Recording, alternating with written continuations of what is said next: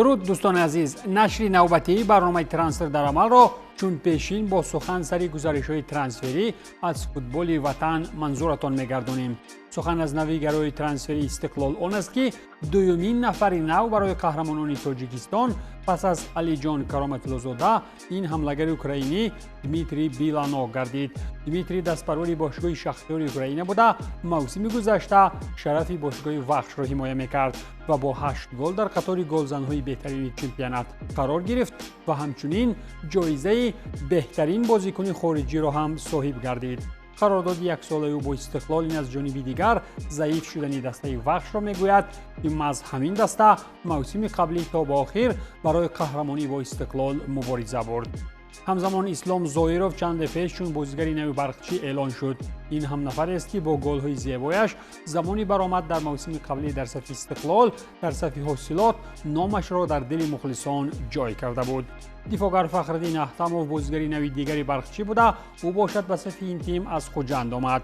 همچنین دسته تمرین یافته از جانب سرمربی الفبک براموف با 6 بازیگری هیئت اساسی شرطنامه را تمدید نمود.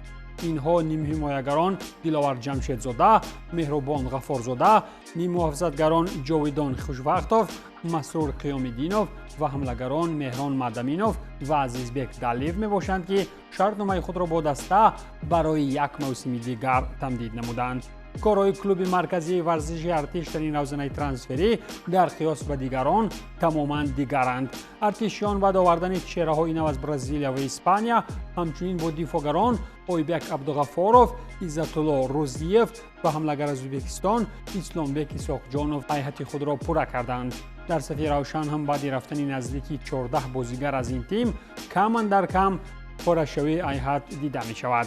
دسته دمیتری چریشف با کاپیتان دسته جوانان منتخب بلاروسیا الکسی فیرسوف شرطنامه بست. همزمان روشنی کولا با فوتبال بازی 19 ساله امیدبخش آریان میر خالق‌زاده سازشنامه 2 ساله به امضا رسانید. در فرجام سخن سری گزارش‌های ترانسفری فوتبال وطن میتوان علاوه کرد که باشگاه خوجند مراتبه نوبتی دروازه‌بانی نو آورد. این هم الکساندر نیچایو 31 ساله از بلاروس است که در باشگاه‌های بلاروس و آذربایجان تجربه هنرنمایی دارد. پولاسکی میلان میلوانویچ هم در خوجند به هایستگی نفرانی چینی تبدیلش را آوردن میگیرد. سخنها در مورد ترانسفر خارجیان را چون پیشین از فوتبال انگلیس شروع میکنیم که آنجا شفتالو از بوردموت یک خریداری نو کردند. این تیم از فرنچواروش مجارستان بر عوض 12.4 جمعی 12.6 میلیون پوند استرلینگ نیم حمایتگر الکس تات را خریداری نمود و با بازیگر شرطنامه مهلتش 5.5 ساله امضا نمود. تات در صف دسته مجارستانی 52 بازی گذرانیده و 4 گل هم به ثمر رسانیده است. این بازیگر چه قابلیت خاصی داشته است که کیم کدام دسته دیگر نو نماینده پرمیر لیگ انگلیا با او توجه کرده است. در آمد گپ توتنهام هم با نیت به اعتدال آوردن وضعیت در چمپیونات داخلی سراسیمه‌وار خریداری نوبتی زمستانی انجام داد. این نوبت تیم لندنی دفاعگر 19 ساله سانتوس ژوان ویکتور د سوزا را بر عوض 13 میلیون پوند خریداری کرد. این هم دسته جوانی نیمار موسم جاری 24 بازی در چمپیونات برزیل گذرانیده، 1 گل و 2 ارسال گلی هم دارد. برای مخلصان ام یو باشد در پس منظر آن پیروزی‌های شیرین مقابل منسیتی و خود ارسنال در سفر همچنین یک خبر خام هم است. اینجا گپ سر اعلانی رفتن کردن نیم حمایتگر برزیلی کارلوس کازمیرو می رود که البته برای ام یو تلفات خواهد بود. بازیگری که این موسم 35 بازی در آمار دارد، در عموم سر سال 22 در صف ام یو 146 رقابت گذرانیده، 21 گل هم به ثمر رسانیده است.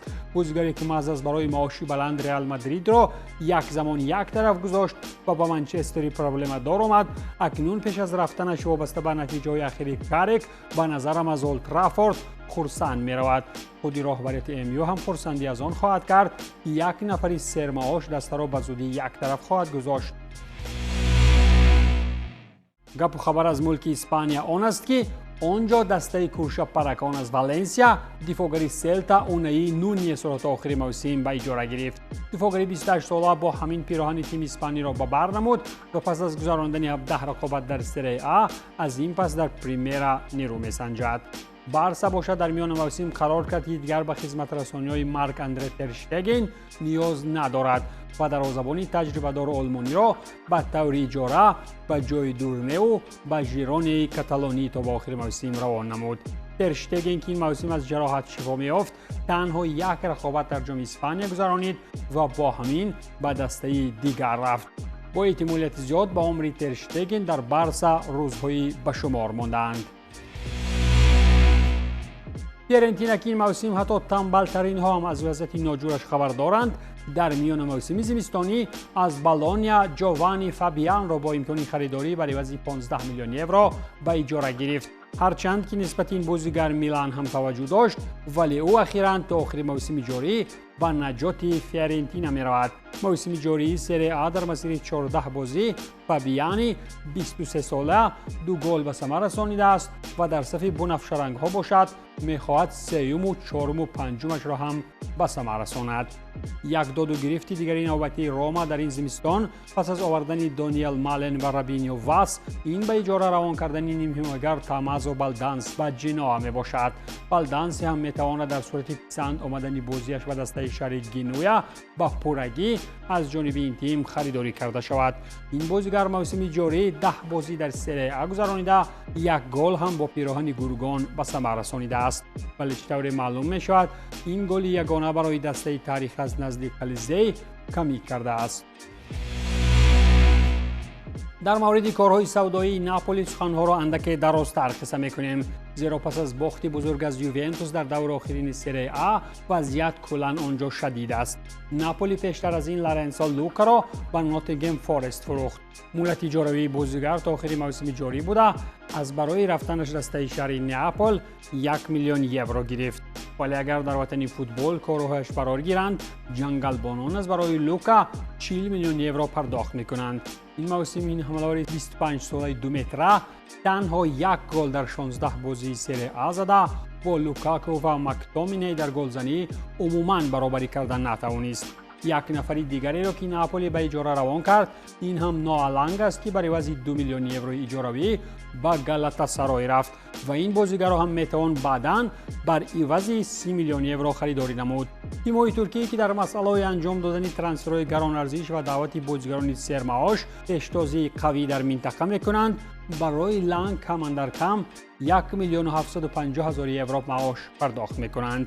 نیدرلندی یک تابستان از PSV خریداری شده بود، در 18 بازی سری آ همگی 1 گل زده بود. از این رو در نئاپل قرار کردند که بهترش او را هم مثل لوکا با یگان جای از خود دورتر روان نمایند. ناپولی بعد از اینکه لوکا و لانگ به اجاره روان کرد، پس رفتن این بازیگران 1-2 تنگه هم جمع کرد. در ادامه کارش در بازار از ورونا برای عوض 20 میلیون یورو حمله‌ور ژیووانی سانتانا را خریداری نمود. قهرمانان ایتالیا مخصوصاً بعد باخت دردآور در زمین تورین از یوونتوس تلاش میکنند که کارها را هرچه تیزتر درست نمایند. ژیووانی برزیلی 22 ساله باشد، در آمدگاه این موسم 1 بازی در سری آ گذرانیده، 3 گل و 4 پرتافت گلی با آمار گرفته است. امیدواریم که به زودی میتواند در دسته سابق مرحوم مارادونا خود را به خوبی نشان دهد. در آلمان دسته های دیگر دیدند که باور این موسم نهایت قوی است، قرار کردند که به هایستگی و خاکسارانه هم باشد اندک دست به خریداری ها زنند. آنجا باشگاه والفسبورگ برای عوض 9 میلیون یورو بهترین نشانزنی نیک از نیدرلند کنتو سیاگانی ژاپنی را شامل تیم کرد. با بازیگری ژاپنی 20 ساله به قول سکای اسپورتس شرطنامه به مهلت انجامش تا سال 30 بسته شده.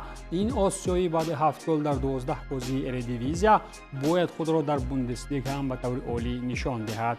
و بوندسلیگا دوم به صف شالکه ادین جکو از بوسنیا و هرزگوین گزارش انجام داد. حمله‌ور 39 ساله به کمک شالکه آمده، الکی در نخستین بازی به زدن گل دست یافت. جکو به صف پیش‌صفان بوندسلیگای دوم از فیورنتینا پیوسته تا انجام موسم جاری تاریخ اجاره در آلمان میماند. موسم جاری ادین 11 بازی در سری آ گذرانید و بدون گل آوردن یگان خال به فیورنتینا در فلورنسیا یگان ثمره از خود نشان دادن نتوانست. ولی در شهر گلزنکیرخن ممکن که با کامیابی شالکه 0-4 تقویت بخشیده تواند. олимпик لیون در این زمستان با آوردن اندریک از صف مادریدیان اخیراً در ترانسفرها باز چند کاری دیگر کرد. این نوبت نیم حمایتگری باشگاه براندو و منتخب دانیا U21 نوآ نارتی برای عوض 7.5 جمعی 2.5 میلیون یورو خریداری کرده شد.